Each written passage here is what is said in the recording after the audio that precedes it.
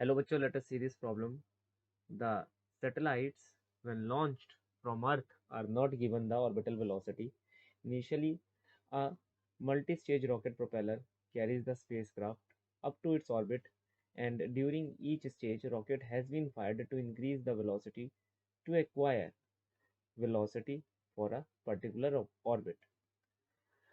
The last stage of rocket brings the satellite in the circular elliptical orbit. Consider the satellite of mass 150 kg in a low circular orbit.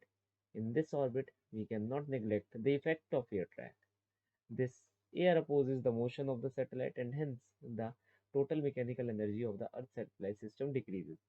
That means the total energy becomes more negative, and hence the orbital radius decreases, which causes the increase in kinetic energy. When the satellite comes in the low energy orbit, excess thermal energy is generated due to the air friction and may cause satellite to burn up.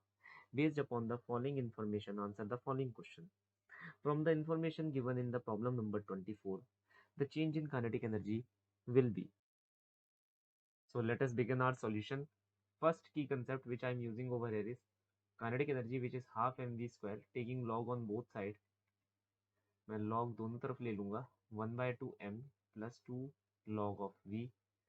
मैं फिर क्या करने वाला हूँ, दोनों side differentiation करने वाला हूँ. मास कांस्टेंट है तो वो डिफ्रेंसिएशन में पार्ट नहीं लेगा. तो D K upon K equal to 2 times of D V upon V. ये हमारे पास सोल्यूशन निकल कर आ रहा है. फिर हम जानते हैं कि this v is nothing but the orbital velocity.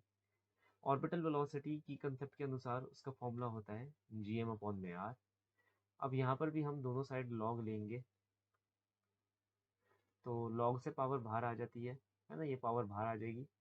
gm upon में r, साथ ही साथ मैं इसे ऐसे लिख सकता हूँ 1/2 log of gm minus log of r.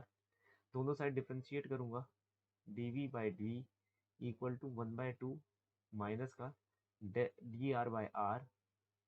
फिर मुझे पता है क्योंकि रेडियस डिक्रीज कर रही है तो मैं यहाँ पर डी आर को माइनस डेल्टा आर से रिप्लेस कर सकता हूँ.